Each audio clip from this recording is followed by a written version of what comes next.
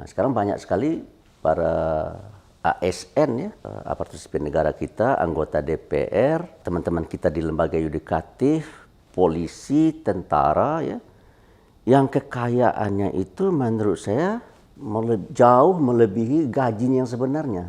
Sehingga ada gerakan untuk tidak mau membayar pajak lagi kan. Kalau perutnya kenyang, tetangganya kelaparan. Tetangganya kelaparan lalu dia pakai mobil Lamborghini. Itu di mana hati nurani itu? Oligarki politik mengendalikan oligarki ekonomi. Ada nggak partai politik di negeri ini yang tidak dibiayai oleh oligarki ekonomi? Nggak ada kan?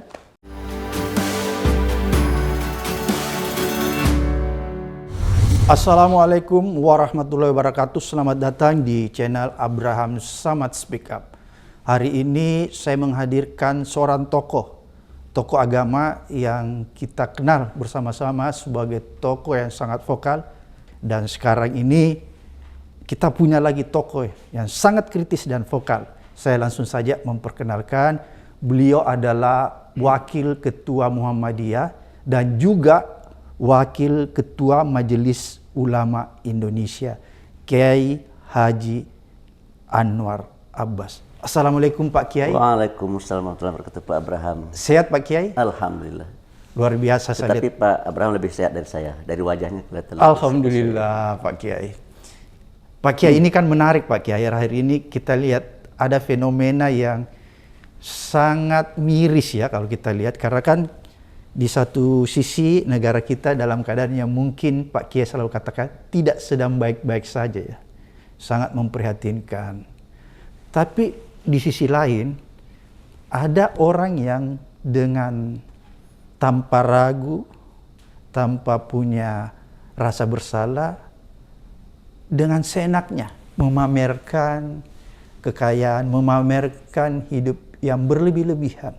Contohnya kita lihat fenomena yang terjadi oknum-oknum pegawai-pegawai Kementerian Keuangan. Contohnya kemarin kasus anak Rafael Alun memamerkan kekayaan-kekayaan dia. Ada juga pegawai Bea Cukai yang memamerkan kekayaan-kekayaan.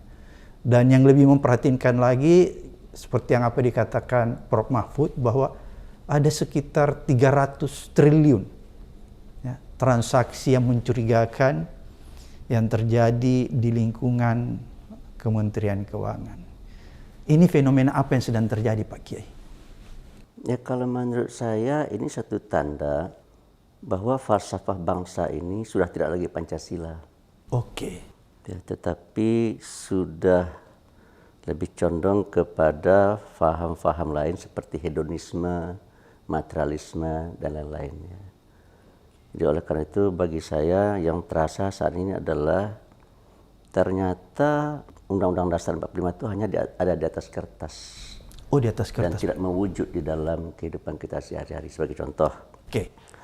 Undang-Undang Dasar kita tahun 45 pasal 29 ayat 1 menyatakan negara berdasar atas ketuhanan yang Maha Esa.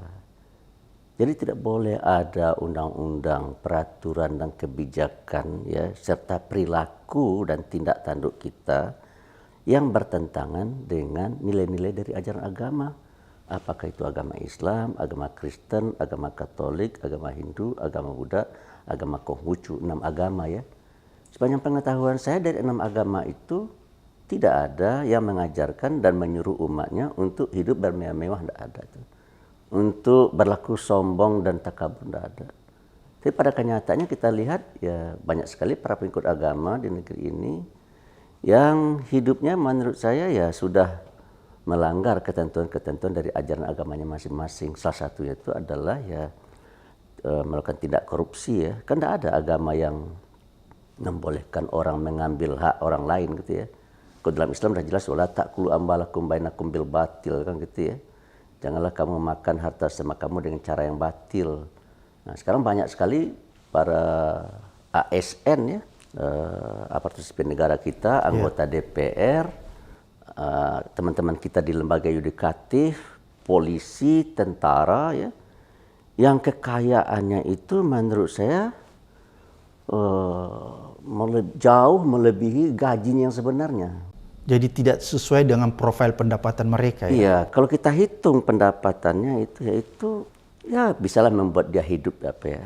Tetapi tidak akan bisa ya punya tabungan, misalkan punya deposito yang bermiliar-miliar, itu tidak akan mungkin itu. Timbul pertanyaan, kalau seandainya ada yang punya kekayaan di atas 100 miliar gitu ya, eselon di bawah juga gitu, itu bagi saya ya, saya ingat Jenderal Rudini. Oke. Jenderal Rudini dia kan pernah menjadi KSAD, Kepala Iya. Staf Angkatan Darat, dan pernah menjadi Menteri Dalam Negeri. Iya. Beliau bilang begini, kalau ada karyawan saya di Departemen Dalam Negeri ini yang punya rumah di Pondok Indah, sementara dia tidak punya bisnis, apakah dia atau istri tidak punya bisnis, kemudian juga orang tuanya tidak meninggalkan harta warisan yang banyak, lalu dia bisa membeli rumah di Pondok Indah, saya bisa pastikan itu dia pasti korupsi. Gitu. Kalau hari ini, jika teorinya Pak Rudini ini kita apakan, maka saya yakin akan sangat-sangat banyak sekali ya para ASN ini, juga tentara dan polisi, anggota legislatif yang menurut saya sudah hidup dengan uang yang dia dapatkan dengan cara-cara yang tidak halal. Dalam kesimpulan saya. Dan itu bisa kita lihat dan kita buktikan lewat data-data yang ada ya, seperti yang dibilang oleh Pak Mahfud. Berapa tadi jumlahnya itu? 300 triliun. 300 triliun ya. Dan itu bisa untuk membayar bunga hutang dari negara kita untuk 1 tahun ya. Iya. Seperti itulah kira-kira ya. Jadi fenomena ini sangat memprihatinkan Pak Kiai ya, karena agama apapun seperti tadi yang Pak Kiai katakan, bahwa tidak ada satu agama pun yang membenarkan orang berperilaku berlebih-lebihan ya, bermewah-mewahan. Pak Kiai, apakah orang yang seperti ini boleh dikatakan orang yang serakah? Ya kalau bagi saya yang pertama adalah ya dia memamerkan sesuatu yang bukan hak dia. Oke. Ya kan? Kita ini dalam hidup nih ya, kita mengenal hak milik pribadi, hak milik masyarakat, hak milik negara ya.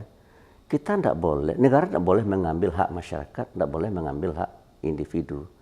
Individu tidak boleh mengambil hak masyarakat dan tidak boleh mengambil hak negara. Pertanyaan saya, pegawai yang memamerkan kekayaannya itu hak dia yang dia ambil, yang dia pergunakan, atau hak negara itu? Dan kesimpulan saya adalah itu yang dia ambil dari negara itu kan gitu ya. Jadi dia memanggakan sesuatu yang bukan milik dia. Oke. Dan ya kalau bagi saya itu orang-orang yang seperti itu memang adalah orang-orang yang tidak berakhlak ya. Dan implikasi lebih jauhnya adalah kepercayaan masyarakat terhadap negara menjadi apa? Menjadi tergerus ya. Jadi fenomena ini akan menggerus ya? Dan saya rasa masyarakat sekarang sudah kurang percaya sama pemerintah. Oke. Apalagi setelah kita mendengar berita terakhir ini ya, sehingga ada gerakan untuk tidak mau membayar pajak lagi kan? Ya betul. Ada gerakan itu kan, ada suara yang menggemakan seperti itu kan ya. Karena itu ketidakpercayaan Pak Kiai. Oh jelas, dan menurut saya jika seandainya hal ini tidak termanage, tidak teratasi secara baik ya, maka kemuakan dari rakyat ini akan sampai kepada puncaknya. Dan kalau seandainya pemerintah tidak bisa berbenah, maka tidak mustahil ya masyarakat akan menyelesaikan masalah ini dengan cara sendiri, dengan turun ke jalan ya. Oke. Dan kalau seandainya mereka sudah turun ke jalan ya bahasa mereka berbeda dengan bahasa akademis ya. Oke. Oleh karena itu saya terus terang saja adalah orang yang agak takut ya kalau seandainya sampai terjadi apa yang disebut dengan reformasi jilid 2. Karena reformasi jilid 1 itu, jilid pertama itu kan intinya adalah memberantas korupsi kan? Iya. Menghapuskan kalau KKN. Waktu itu korupsi, KKN itu kata Pak Mahfud MD, yang Menko Polhukam itu dahulu di zaman Orde Baru KKN itu hanya ada di lembaga eksekutif. Tetapi sekarang sudah menjalar ke semua lembaga legislatif dan lembaga yudikatif. Jadi sempurnalah kan? Tuh, tentara, polisi sudah banyak terbukti kan? Bagaimana mereka berperilaku, bagaimana mereka memakai pakaian yang tidak sebanding dengan gajinya kan gitu ya, bagaimana mereka memakai mobil yang tidak sesuai dengan gajinya, bagaimana mereka bisa punya rumah yang tidak sesuai dengan gajinya. Dan banyak sekali kita lihat tentara, polisi, pegawai negeri yang punya rekening diistilahkan oleh Buya Syafi'i Ma'arif dulu rekening gendut ya. Gitu. Jadi oleh karena itu bagi saya ya saya berharap mereka-mereka yang ini diseret ke pengadilan dan diberi hukuman yang seberat-beratnya. Dan kalau seandainya sangat berat ya kalau perlu dijatuhi hukuman mati ya. Oke. Memang dalam agama Islam orang yang korupsi itu hukumnya apa Pak Ndrabas? Tidak ada ketentuannya dalam Al-Quran dan As-Sunnah. Yang ada maling ya, kalau maling dipotong tangan ya. Oke. So kalau maling itu mengambil harta orang yang dikuasai oleh orang. Iya. Ada uang dalam sakunya Pak Abraham kan, saya ambil itu maling namanya itu. Iya. Tapi ini kan ada di dalam abuse of power kan. Oke, jadi sama saja Pak Kiai? Oh, enggak sama serasa ya. Lebih berat orang korupsi ya? Oh, itu terserah kepada pemerintah. Hukumnya apa? Akan potong tangan kah atau akan dihukum mati? Terserah kepada pemerintah. Namanya takzir. Jadi sesuatu yang belum ditetapkan oleh Al-Quran dan As-Sunnah hukumnya ya. Tetapi itu sangat merugikan masyarakat banyak. Maka hakim boleh memutuskan. Hakim harus berijtihad ya, memutuskan kalau patut dihukum mati, dihukum mati. Iya, karena kan begini Pak Kiai. Tadi kan kalau dalam Islam itu kan kalau orang yang mencuri itu kan dipotong tangan. Yeah. Definisi mencuri dalam hukum Islam itu mengambil barang yang bukan miliknya, barang orang lain kan? Tapi dikuasai oleh orang lain. Dikuasai orang lain. Dalam ilmu fikih, barang itu dikuasai oleh orang lain. Iya, diambil. Barang itu ada dalam rumah Pak Samad, Iya. Pak Abraham kan? Iya. Lalu saya ambil. Itu mencuri namanya. Mencuri ya. Tapi kalau itu ada di bawah kekuasaan saya ambil, ya itu namanya bukan mencuri, tapi itu namanya korupsi itu. Menyalahgunakan kekuasaannya, abuse of power. Ya, menurut saya mana yang lebih besar itu hukumannya? Ya terserah pada pemerintah. Tapi kalau menurut saya ya mereka kalau di Cina itu dihukum mati kan, di Korea Utara dihukum mati itu. Kalau di Indonesia? Kalau menurut saya dihukum mati, yang koruptor kelas kakap itu udah dihukum mati menurut saya itu. Tapi ini lucu kalau di Indonesia Pak Kiai. Kalau di Cina kan dihukum mati. Kalau dihukum mati koruptornya, kalau di Indonesia tahanannya yang dipotong.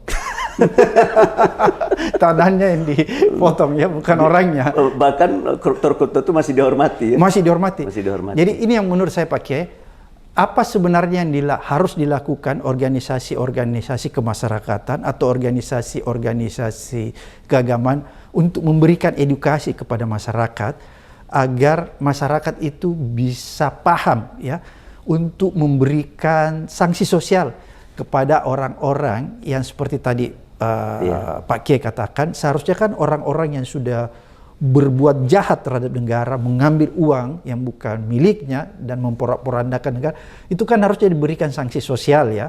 Tapi ini kan kenyataan yang terjadi di negara kita Pak Kiai. Kadang-kadang koruptor setelah keluar dari penjara itu masih diberikan tempat yang istimewa di tengah-tengah masyarakat. Kalau ada perhelatan, kalau ada pengajian, bahkan ada pengantin, dipersilahkan duduk paling depan.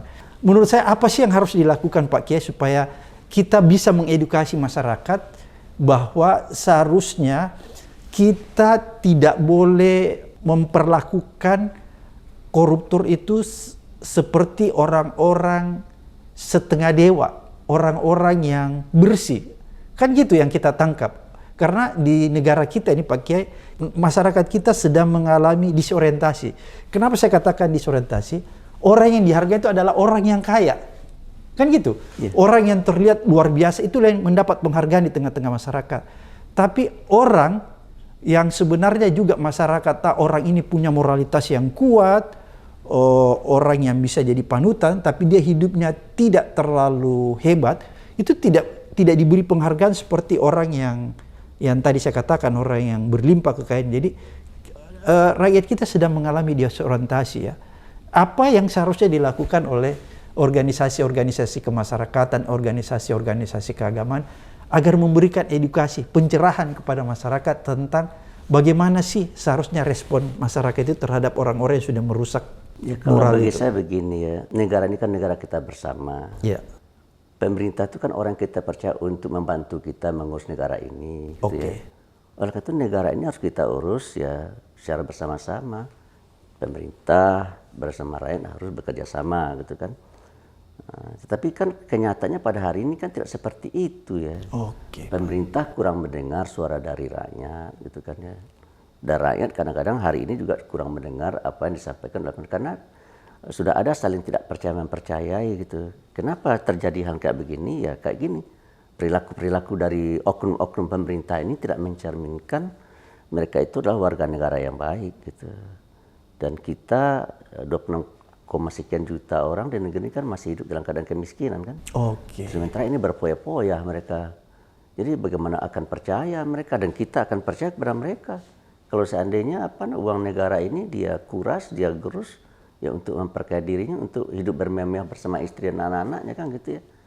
Jadi oleh karena itu bagi saya ya biang ini semua menurut saya adalah karena orang di negeri ini sudah tidak lagi konsisten dengan falsafah Pancasila yang dulu kita sepakati tahun 45. Orang di negeri ini sudah tidak lagi konsisten dan konsekuen untuk melaksanakan hukum dasar yang ada di negeri itu Undang-Undang 45 ya.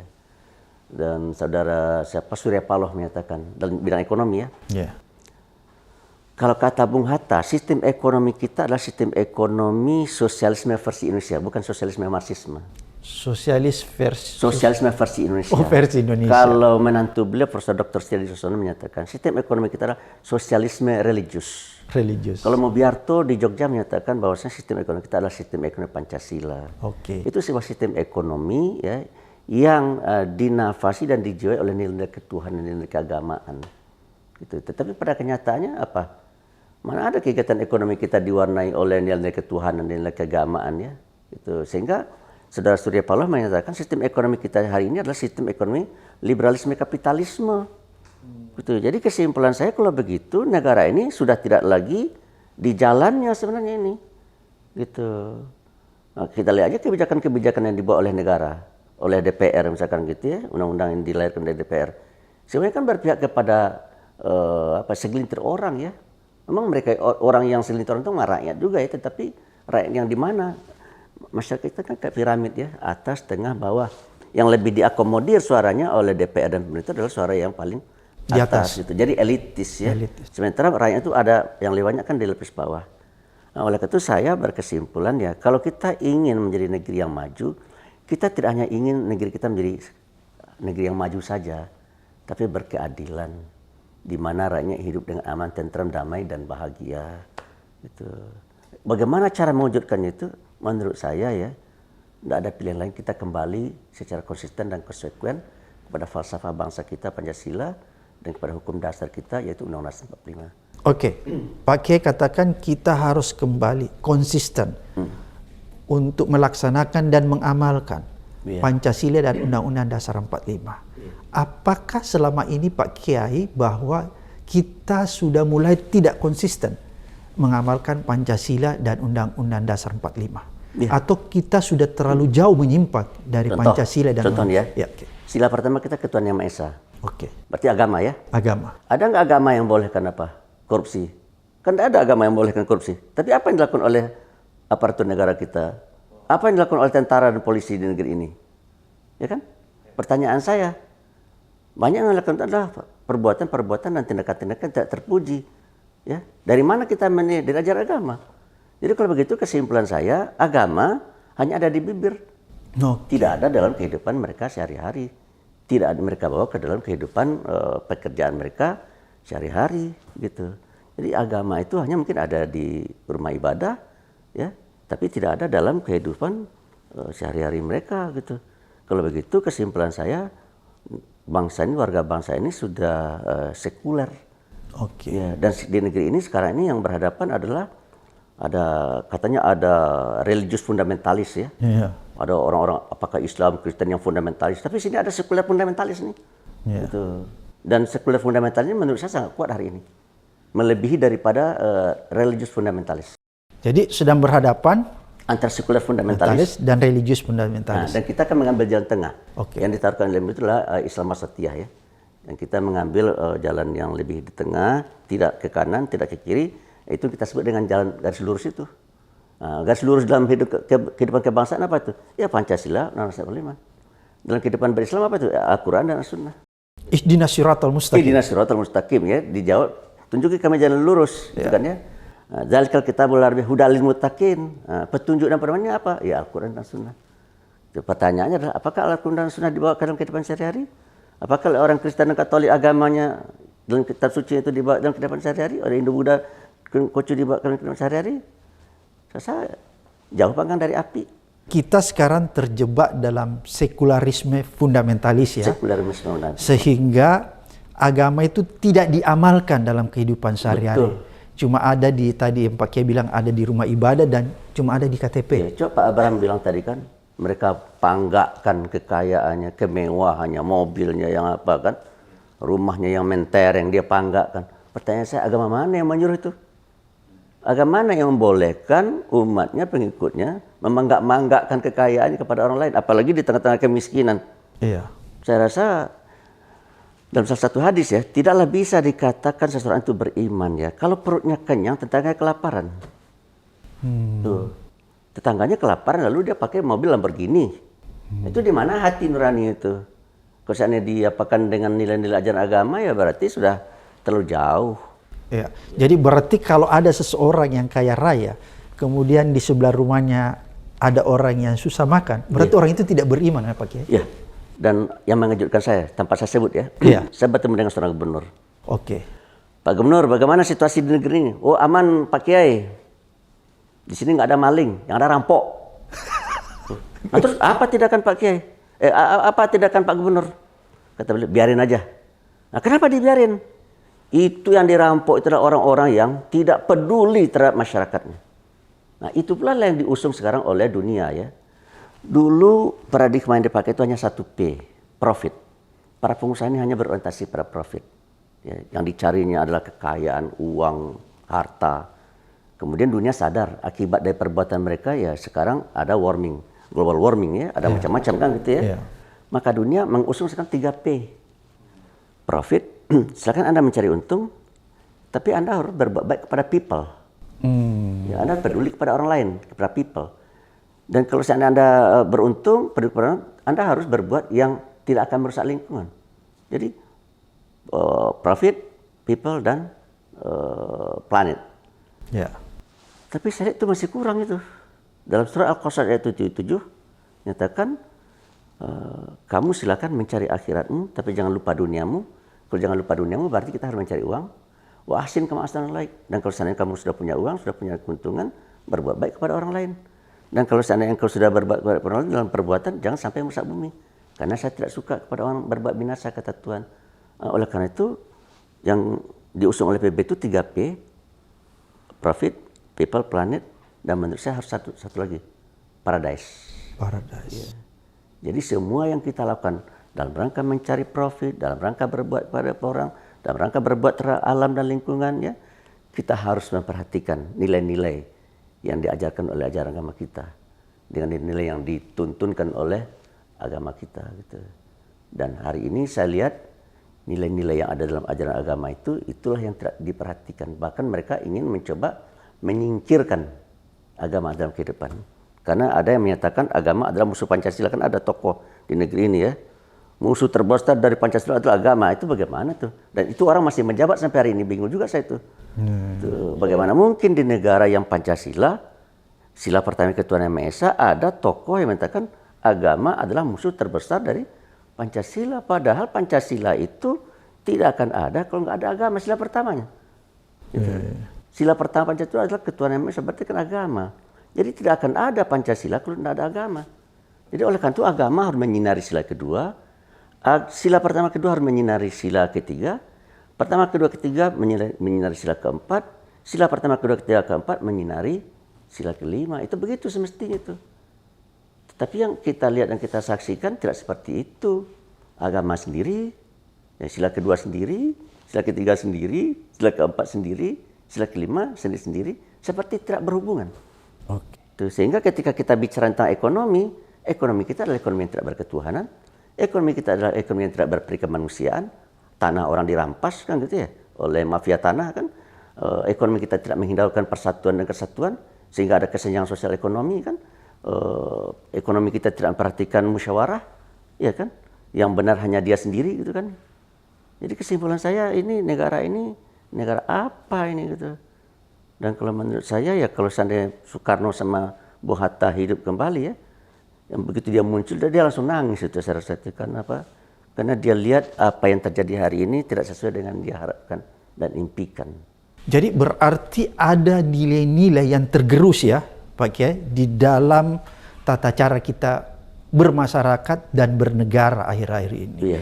Nilai-nilai itu adalah nilai-nilai integritas, mungkin kalau dalam agama itu apa? Akhlakul karimah. Itu yang tergerus sekarang ini ya, sehingga orang mudah melakukan penyimpangan. Ya, coba Pak Abraham lihat ya, baca media sosial. Apa sih? Caci maki saja kan ya. Dalam agama Islam apa? La yaskur qaumun min qaumin. Janganlah salah seorang itu mencela yang lainnya. Karena boleh jadi yang dicela itu lebih baik daripada yang mencela. Tapi yang kita lihat apa? Saya mencela kan? Buzzer itu kerjanya mencela orang saya itu kan. Termasuk saya yang dibully oleh mereka kan. Iya, gitu. betul. Jadi kesimpulan saya, mereka menganggap dirinya lebih hebat dari saya. Dan saya tidak pernah menganggap saya lebih hebat dari orang lain gitu. Jadi kesimpulan saya ini, perilaku kita ini ya memang sudah tidak lagi on right track ya. Oke. Nah, oleh karena itu saya pernah berdialog dengan Pak Jokowi ya. Pak Jokowi saya bilang, Bapak ini setelah saya baca, Bapak ingin membentuk anak-anak bangsa yang memiliki karakter. Oh ya betul Pak Bas. Kira-kira karakter seperti apa yang Bapak inginkan? Apakah karakter itu adalah mereka itu menjadi insan-insan yang Pancasilais? Ya betul Pak Bas. Nah, saya setuju kalau gitu. Tapi prakteknya di lapangan bagaimana? Coba belajar ekonomi apa yang dipelajari itu? Ekonomi liberalisme kapitalisme, tidak sesuai dengan ekonomi Pancasila, ya kan? Okay. Sosialisme, kita belajar ilmu sosiologinya Sigmund Freud yang positivisme kan gitu ya. Belajar psikologinya sosiologinya siapa? Auguste Comte yang positivisme. Belajar psikologinya Sigmund Freud yang ateistik itu kan. Jadi kesimpulan saya, Pak Jokowi ingin menciptakan anak bangsa yang Pancasilais, tetapi yang kita ajarkan kepada anak didik kita bukan untuk membuat mereka menjadi insan-insan Pancasilais, tapi menjadi dalam bidang ekonomi menjadi insan yang liberalisme kapitalisme ya. Yeah. Kemudian dalam psikologi yang ateistik. Dan sosiologi yang positivisme bukan positivisme. Jadi kesimpulan saya, negeri ini sekarang berada dalam pertarungan ideologi. Ideologi Pancasila satu sisi dengan ideologi lain. Timbul pertanyaan, ketika mereka bertarung, ideologi mana yang menang? Dalam kesimpulan saya, yang menang adalah ideologi yang non Pancasila. Jadi sekarang ini pertarungannya seperti itu dan dimenangkan oleh ideologi non Pancasila ya, sehingga karakter bernegara kita menjadi seperti ini ya. Iya. Lebih mengutamakan kepentingan kelompok pribadi kecil, kelompok pribadi dan kelompok kecil yang menguasai hampir sebagian besar orang. Iya. Apakah kelompok kecil tadi yang Pak Kiai gambarkan kalau piramida itu berada di atas, apakah itu yang disebut atau itu yang dimaksud dengan oligarki? Oligarki ya, oligarki politik dan oligarki ekonomi. Di zaman Pak Harto ada oligarki. Okay. Oligarki politik mengendalikan oligarki ekonomi. Tidak ada konglomerat negeri yang berani melawan Pak Harto. Di zaman Pak Harto ya? Pak Harto ya. Jadi Pak Harto mengendalikan oligarki. Oligarki politik mengendalikan oligarki ekonomi. Iya. Tapi di penghujungnya bergerak begini. Oke. Okay. Ya. Sehingga pada waktunya oligarki ekonomi merasa kuat dan berani melawan Pak Harto kan gitu ya. Oke. Okay. Kemudian oligarki ekonomi membiayai reformasi. Jadi oligarki ekonomi awalnya dikendalikan oleh Pak Harto sebagai oligarki politik ya. Oke. Okay. Kemudian mereka semakin kuat bergeser begini. Bergeser. Ini ya. Kemudian oligarki ekonomi membiayai reformasi. Dan reformasi berhasil Pak Harto jatuh ya. Jatuh. Nah, jadi posisi sekarang begini nih. Oligarki ekonomi mengendalikan oligarki politik. Oh, pertanyaan saya, ada nggak partai politik di negeri ini yang tidak dibiayai oleh oligarki ekonomi? Nggak ada kan?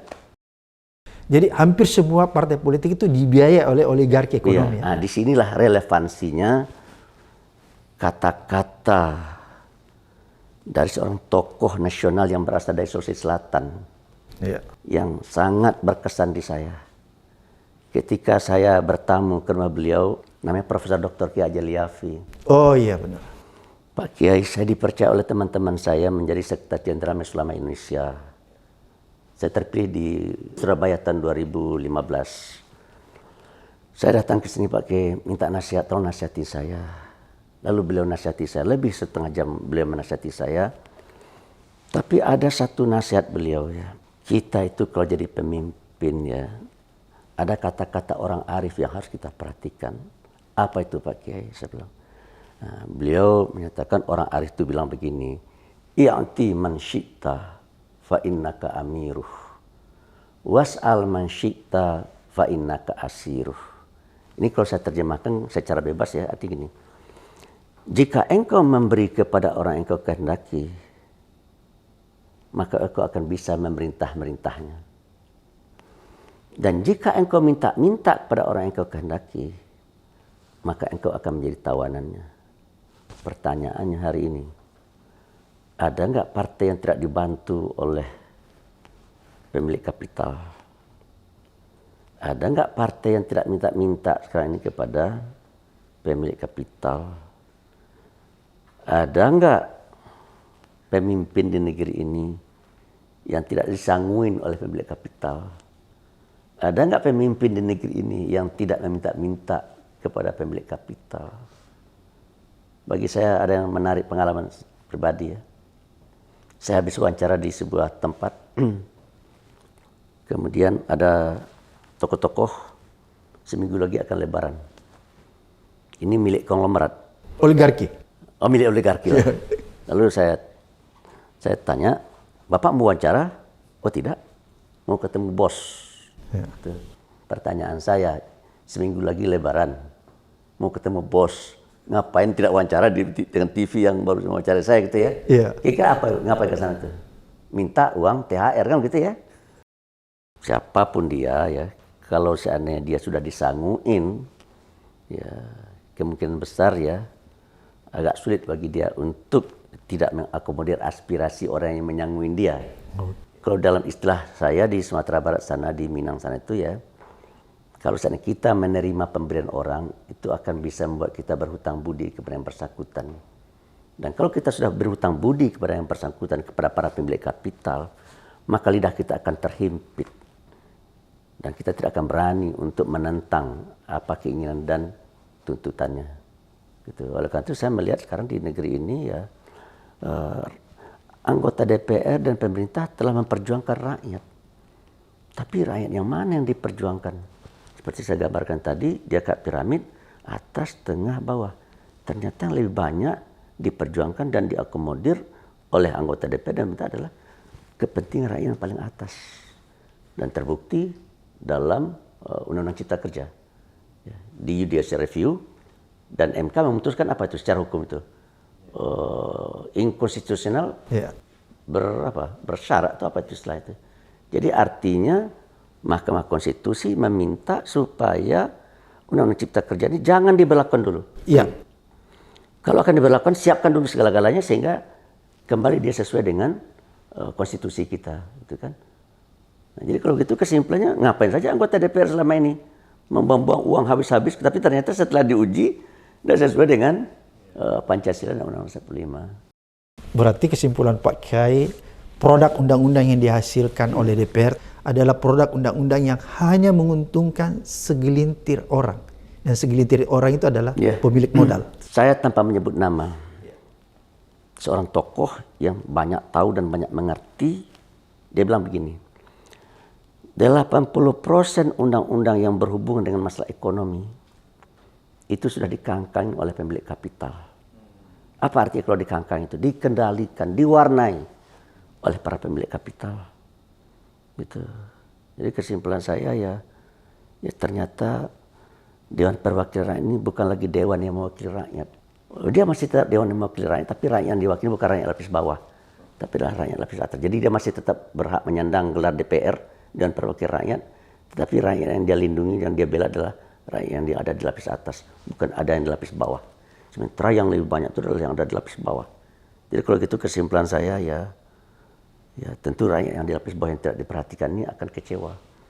Dan kalau seandainya kekecewaannya menggumpal dan menggumpal, maka dia akan berbicara dan dia akan melakukan hal-hal sesuai dengan cara dan pilihan dia sendiri ya. Dan itu berbahaya Pak Kiai. Itu berbahaya. Tahun 98 ada batu dipegang oleh demonstran. Coba dicari. Tidak ada rumah makan Betawi yang kena batu. Tidak ada rumah makan Padang yang kena batu. Yang kena batu adalah simbol-simbol konglomerasi. Ya, mall dibakar, gedung tinggi dihancurkan.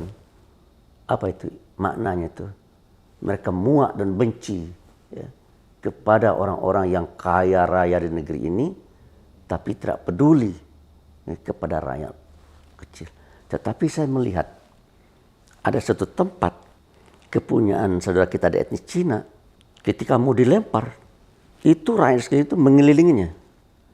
Ini jangan diganggu, gitu. Kenapa? Ini orangnya baik sekali. Nah, jadi dalam kesimpulan saya, kalau ada pengusaha yang baik, yang peduli kepada orang banyak, maka rakyat banyak akan membela dia. Tapi kalau ada orang yang kaya yang tidak peduli kepada rakyat, maka rakyat tidak akan membela dia. Nah, oleh karena itu saya pernah mengontak salah seorang tokoh di negeri ini, supaya tokoh ini bisa mempertemukan antara orang-orang kaya-kaya di negeri ini dengan masyarakat melalui organisasi-organisasi kemasyarakatan yang ada, gitu, supaya berdialog. Karena saya tidak mau peristiwa 98 terulang lagi. Karena kalau terulang lagi ya 10 tahun setelah itu kita belum bisa memperbaiki dan membenahinya, gitu. Itu kira-kira mungkin barangkali yang bisa saya sampaikan kepada Pak Abraham. Dan saya bingung mengapa Pak Abraham sebagai mantan ketua KPK kok diam, gitu ya. Yep. Nah, ini mungkin barangkali Pak Abraham perlu menjelaskan kepada masyarakat supaya masyarakat tidak salah dalam melihat siapa Pak Abraham. Oke. Rasa penting itu. Jadi sama sekali kita tidak diam Pak Kiai, kita terus mengkonsolidasikan diri, mengkonsolidasikan kekuatan masyarakat sivil agar tetap kritis. Pertama tetap kritis mengawal jalannya pemerintahan ini. Dan tetap yang terpenting mengedukasi masyarakat, memberikan pencerahan kepada masyarakat tentang hidup yang sebenarnya, hidup yang sesuai yang tadi Pak Kiai katakan, mengamalkan Pancasila dan Undang-Undang 45, atau yang kalau kita breakdown lagi, kehidupan yang berakhlak, akhlakul karimah. Itu mungkin. Saya rasa orang-orang seperti Pak Abraham sangat dibutuhkan oleh negeri ini, ya. Oleh karena itu menurut saya ya tugas kita sebagai warga bangsa ya memperjuangkan ideologi falsafah bangsa kita, menegakkan hukum dasar yang ada di negeri kita dengan konsisten dan konsekuen.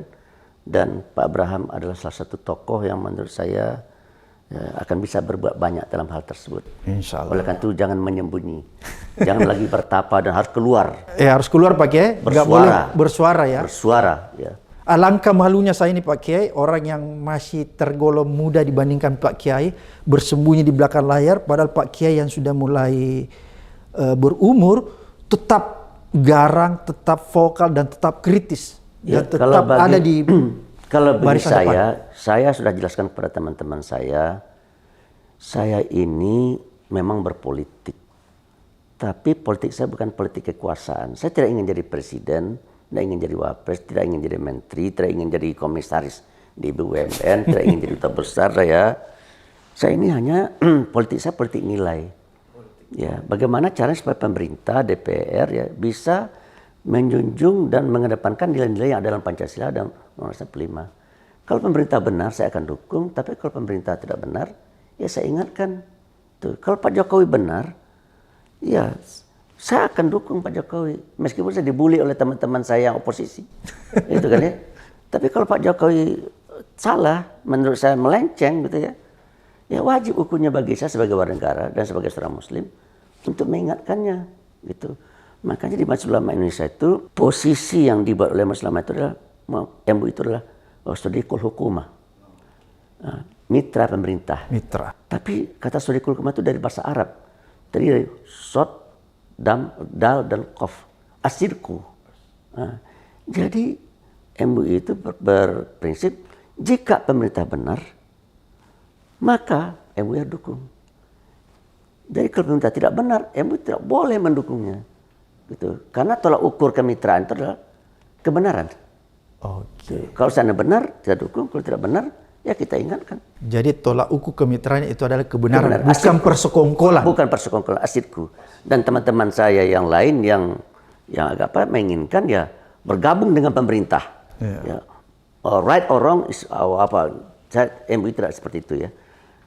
Kalau pemerintah benar kita dukung, kalau tidak benar ya kita ingatkan. Makanya MUI kan berjuang, Muhammadiyah pun juga berjuang ya makanya Muhammadiyah melakukan judicial review berkali-kali karena memang banyak undang-undang di negeri ini yang tidak lagi sesuai nafasnya, jiwanya dengan konstitusi Undang-Undang 45 yang ada. Dan kita menang berkali-kali. Tetapi yang namanya pemerintah itu panjang juga akalnya.